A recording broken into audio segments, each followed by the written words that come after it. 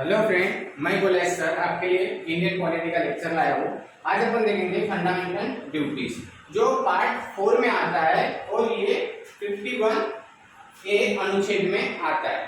तो आज इसके बारे में देखेंगे क्योंकि होता क्या है, ये पार्ट 4 जो है ये पहले था ही नहीं, कॉन्स्टिट्यूशन में था ही नहीं, इसे बाद में लागू किया गया है। तो आज अपन ये देखेंगे इसे ही क्या बोला जाता है, मिनी कॉन्स्टिट्यूशन या लघु संविधान करके पहचानते इसे, इस आर्टिकल। ये फंडामेंटल ड्यूटी है, भारत ने किससे ली, ये कौन से पार्ट में आता है, 51A में आता है, ठीक है, अनुच्छेद जो है। और ये जो है पार्ट कौन किस में आता है, भाग किस में आता है, पार्ट किस में आता है, 4A में आता है। और इसे क्या कहा जाता है, लघु संविधान या मिनी संविधान भी आप इसे कह सकते हो। और इसे कहां से लिया गया, तो इसे लिया गया है रशिया से, ठीक है, रूस से लिया गया है। इसे फंडामेंटल ड्यूटी को भारत में इसे संविधान में ऐड किया हुआ है। सबसे पहले जो देश है जो लागू करने वाला है फंडामेंटल ड्यूटी, किसने लागू की थी, किसने अपने संविधान में ऐड किया था, तो वो थे जापान। जापान ऐसी फर्स्ट कंट्री थी। तो इन्होंने क्या किया, फंडामेंटल ड्यूटी जो है उन्होंने अपने कॉन्स्टिट्यूशन में ऐड किया। सबसे पहले उन्होंने किया, बाद में भारत ने भी किया है। अभी पिछले साल 2019 का पेपर है, उसमें क्वेश्चन आया था कि फंडामेंटल जो ड्यूटी है उसका जो मूलभूत जो कर्तव्य है वो भारत के साथ साथ और कौन सा देश ने संविधान में शामिल किया है। ये 2019 का क्वेश्चन है, यूपीएससी या राज्य सेवा क्वेश्चन है, दो में से। तो उसमें ये क्वेश्चन आया था, तो ऑप्शन थे, तो जापान है, ध्यान में रखना, एक जापान आया था। अभी मैं आपको इसमें बताया थोड़ा सा, ये क्या है, देखो 3 चीज अपने पास। 3 चीज कौन से, एक मूलभूत अधिकार, ठीक है, फंडामेंटल ड्यूटी, फंडामेंटल राइट एक है। दूसरा अगर बात करें DSP, ठीक है, DPSP, ठीक है। तो ये जो है प्रिंसिपल स्टेट पॉलिसी जो है, ये जो है, और तीसरा कौन सा है, फंडामेंटल ड्यूटी। ऐसे 3 है। तो इसमें क्या होता है, ये न्यायचित है, मतलब जो अपने मूलभूत अधिकार है वो कैसे है, न्यायचित है, आप न्यायालय में जाके अपना मांग सकते हो। पर जो DPSP जो है, ठीक है, जो कल अपन पढ़े थे, नीति निर्देश, ठीक है, तत्व। तो जो प्रिंसिपल जो स्टेट पॉलिसी है उसमें क्या होता है, उसमें आप न्यायालय में नहीं जा सकते हो अधिकार मांगने के लिए। समझ में आ रहा है, ये लोक कल्याण है, मतलब ये लोक कल्याण के लिए काम करे। और कौन काम करते हैं, सरकार काम करती है लोक कल्याण के। और अगर बात करते हैं आप मतलब फंडामेंटल ड्यूटी की, तो आप ये भी, इसके लिए भी आपको न्यायालय में नहीं लेके जा सकते। और देखो इसमें से यूपीएससी के इंटरव्यू में या फिर जो आपके स्टेट लेवल की जो बड़ी एग्जाम है उसमें काफी क्वेश्चन पूछा जाता है। तो इसमें पूछा जाता है कि ऐसी कौन सी, मतलब कौन से कलम है जिसमें आप न्यायालय में जा सकते हो, आपके ऊपर केस लग सकती है, ठीक है। तो मैं आपको बताता हूँ कि इसमें तो ये यहाँ पर भी आप कहाँ पे नहीं जा सकते, न्यायालय में नहीं जा सकते। मतलब ये भी क्या है, गैर न्यायिक है। ये भी क्या है, ये जो है फंडामेंटल, ये क्या है, गैर न्यायिक, ध्यान में रखना, गैर न्यायिक है। पर इसमें एक अपवाद भी है, इसमें एक अपवाद भी है। 4 मैं आपको आगे बताता हूँ। और इसी से क्या होता है, इसी से क्वेश्चन इंटरव्यू में पूछा जाता है।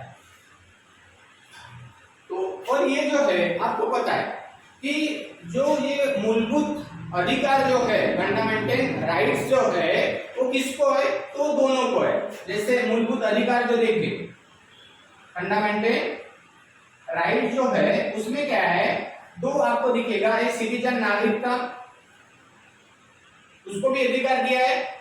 और विदेशी जो है, विदेशी नागरिक है, उसे भी अधिकार दिया है। देखो आप कलम देखो 14 में 14 है, फिर 21 से 28 तक, 21, 22, 23 है ना। तो ये अधिकार दिया हुआ है, किसको दिया हुआ है, फॉरेनर को भी दिया है। तो ये विदेशी नागरिक के लिए भी अधिकार दिया हुआ है मूलभूत, और भारतीय नागरिक स्वदेशी जो भी है उन नागरिक के लिए भी दिया हुआ है। बट अगर फंडामेंटल ड्यूटी की बात करें तो इसको सीधा सीधा सिर्फ किसके लिए लागू किया है, सिर्फ ये भारतीय नागरिकता के लिए किया है। किसके लिए किया है, भारतीय नागरिकता के लिए किया है, विदेशी नागरिक के लिए नहीं। विदेशी जो है सिटीजनशिप विदेशी सिटीजनशिप जो है उनके लिए लागू नहीं होता है। मतलब मान चलो कि अपना राष्ट्रगान चल रहा है, अपना राष्ट्रगीत चल रहा है और उस राष्ट्रगीत जैसे चालू हो जाता है तो आपको फिर खड़ा रहना ही पड़ेगा, है ना। बट फॉरेन के लिए उनके लिए वो रूल नहीं, क्योंकि वो विदेशी है, मान चलो टूरे घूमने के लिए आए हो तो उनके लिए ये रूल लागू नहीं होगा। तो इतना ध्यान रखना कि फंडामेंटल जो ड्यूटी है वो अपने जो नागरिक है उनके वो ऊपर लागू होता है, विदेशी नागरिक पर लागू नहीं होता है। समझ में आ रहा है? यहाँ तक समझ गया।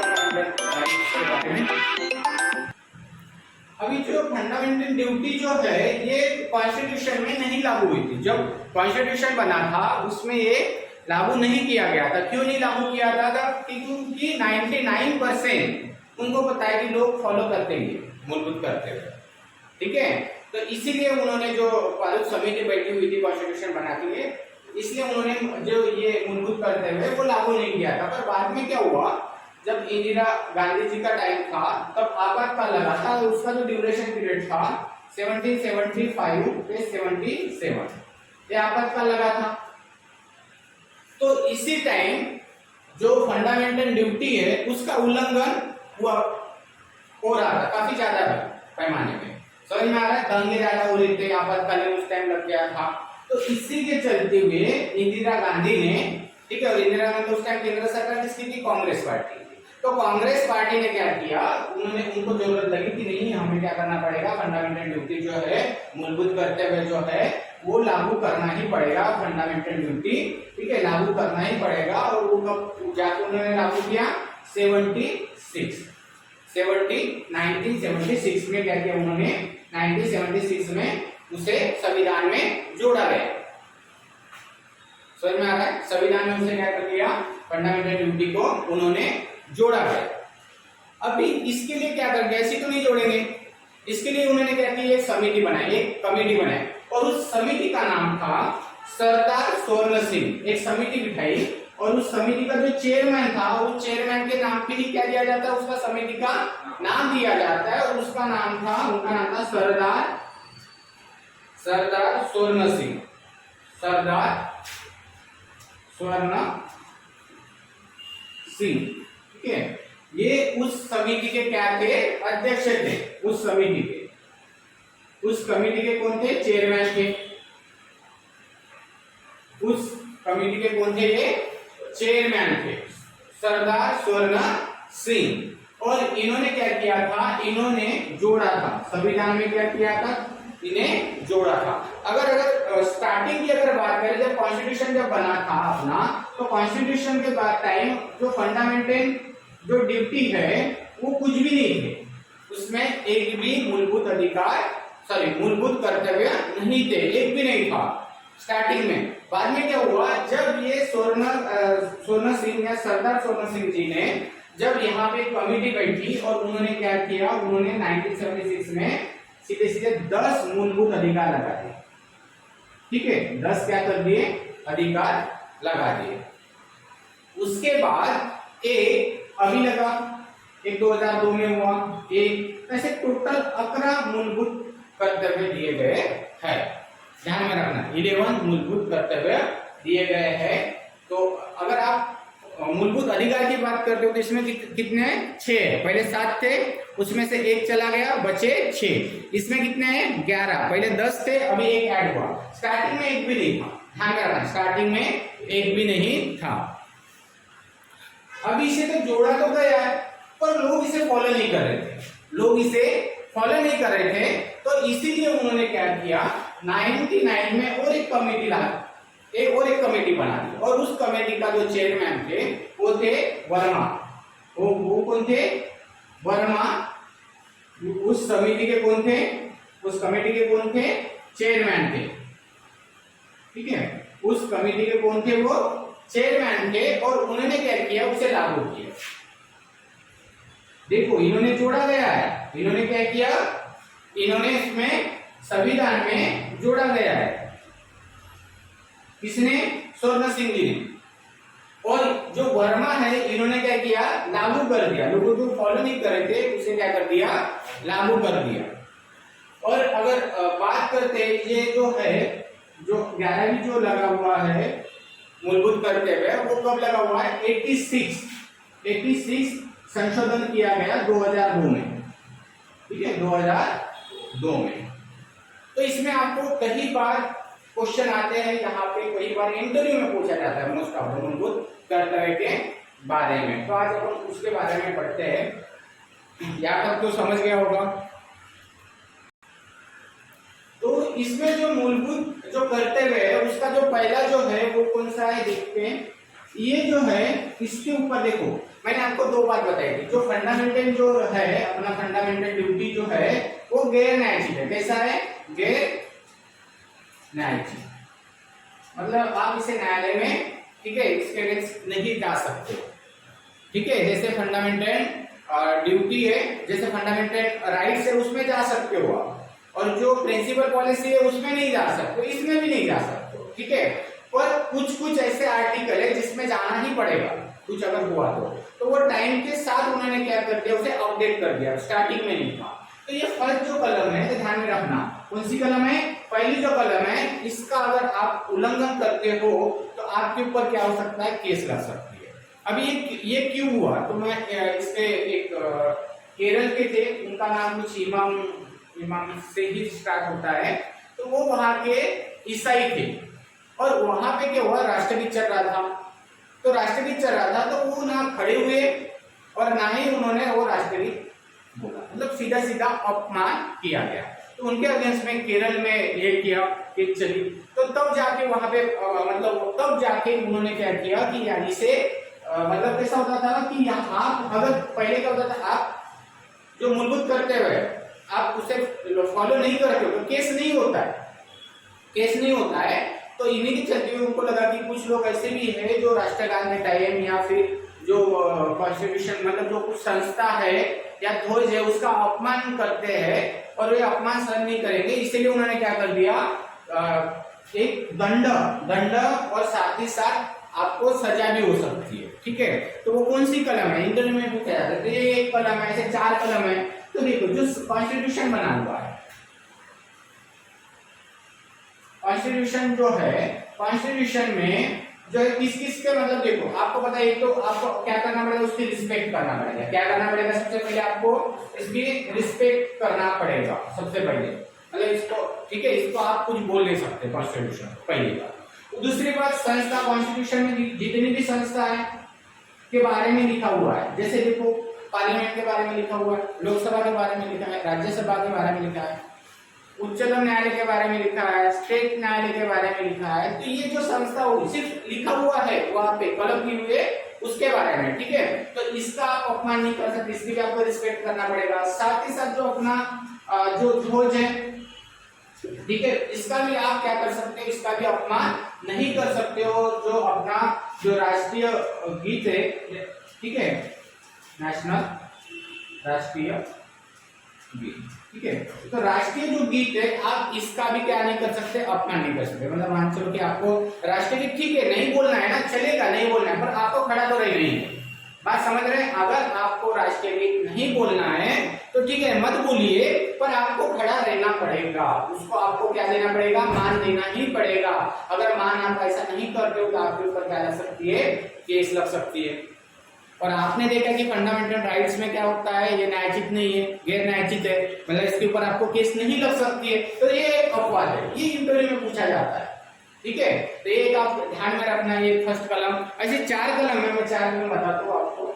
जो सेकंड में जो दिया गया है, सेकंड जो इसमें जो अधिकार दिया हुआ है, सेकंड में अपना जो मौलिक कर्तव्य दिया गया है, सेकंड में जो फंडामेंटल अपनी ड्यूटी है, उसमें बताया गया है कि आपका जो भी मतलब इंडिया के फ्रीडम फाइटर जो थे या बड़े बड़े जो लीडर थे, जैसे महात्मा गांधी जी हो गए, ठीक है, लोकमान्य तिलक जी हो गए, भगत सिंह जी हो गए, तो ये जितने बड़े बड़े जो लीडर थे उनकी क्या करना, उनका जो विचार है, विचार और उनके जो आदर्श है वो अपनाना, वो अपने दिल से मतलब हार्ट से, हृदय से अपनाना उसे।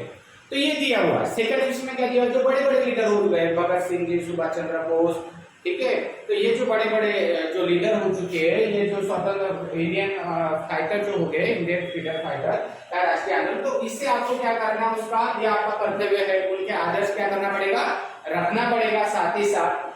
और थर्ड जो है इसमें आपको क्या करना है, एकता। एकता जो है मतलब जो अपन जो संविधान में है, तो संविधान में क्या बोला है कि एकता अखंडता, ठीक है। तो एकता और अखंडता, अभी मैं आपको तीन चीजें बता देता हूँ। एक है समाजवादी, एक है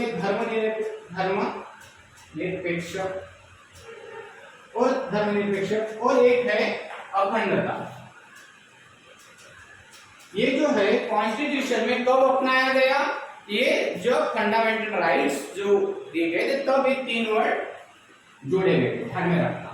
समाजवादी, धर्मनिरपेक्ष, अखंडता, एकता, ये जो वर्ड है ये कब अपनाए गए, ठीक है, जब अपना फंडामेंटल ड्यूटी लागू की थी तब। तो मतलब मान लीजिए अपना कॉन्स्टिट्यूशन लगाया 50 में लागू हो गया और 50 में लागू हुआ तो ये 26 साल बाद यानी कब, 26 वर्ष बाद कब, 26 ईयर आफ्टर कब, 1976 में लगा था ना ये, 26 साल के बाद में फंडामेंटल ड्यूटी लागू की थी। तो ये जो वर्ड दिए हुए तो ये जो है 76 में लागू हुए थे, मतलब 26 साल के बाद। तो ध्यान में रखना आपको कि जो भी है एकता अखंडता, मतलब कोई बिहार का है, कोई उत्तर प्रदेश का है, कोई महाराष्ट्र का है, सबके लिए एकता आपको निभा के रखना पड़ेगा। उसके बाद देश की रक्षा करना और सेवा करना, ठीक है। उसके फोर्थ पॉइंट में क्या दिया हुआ है, जो देश की क्या करना, आपको देश की रक्षा करना, साथ ही साथ देश के लिए क्या करना, सेवा करना। कभी रक्षा करना मतलब हर कोई मिलिट्री में नहीं जाता है, जब देश सेवा के लिए बुलाएगा तब तो जाएंगे, हाँ, और जाती है। और फिर क्या करते हैं, फिर बाकी के जो डॉक्टर है, अभी जो डॉक्टर है कोरोना के काल में क्या देश की सेवा ही कर रहे हैं, ठीक है। और बाकी जो है पुलिस है, तो हर डिपार्टमेंट में आप अपने तरीके से क्या करें, देश की सेवा कर रहे हैं। तो फोर्थ में ये दिया हुआ है, ये आपके कर्तव्य में आता है। अगर बात अपन करते हैं 5 नंबर की, ठीक है, 5 नंबर की बात करते हैं, तो भारत के सभी लोगों में समरसता या मतलब मातृभावना, ठीक है, सॉरी, समान भारत, वो क्या दिया हुआ है, ब्रदर्स, ठीक है। अपन जो बोलते हैं ना भाईचारा बोलते, सॉरी, हाँ, भाईचारा जो बोलते, मतलब क्या दोनों के बीच में विवाद ना हो कोई, ठीक है, काफी अच्छे से रहे, समांतर से रहे, ठीक है। तो इसी के लिए समांतर, ठीक है। तो क्या करना है, भाईचारे से रहना है आपको, इसमें कुछ आपको क्या नहीं करना है, झगड़ा नहीं करना है, या फिर देश में कुछ ऐसा विवाद पैदा नहीं करना है। जैसे मान लो हिंदू है और मुस्लिम है, दोनों आपस में लड़ पड़े तो देश में क्या होगा, आंतरिक शांतता भंग हो जाएगी। इसी के चलते हुए भाईचारा रखना है आपको। तो यहां तक समझ में आ गया।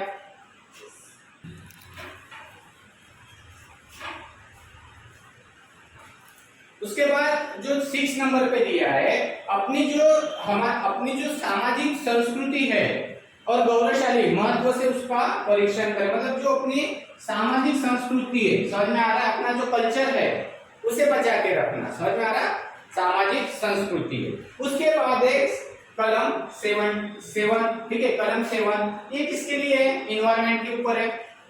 इन्वायरमेंट की क्या करना, आपको रक्षा करना है।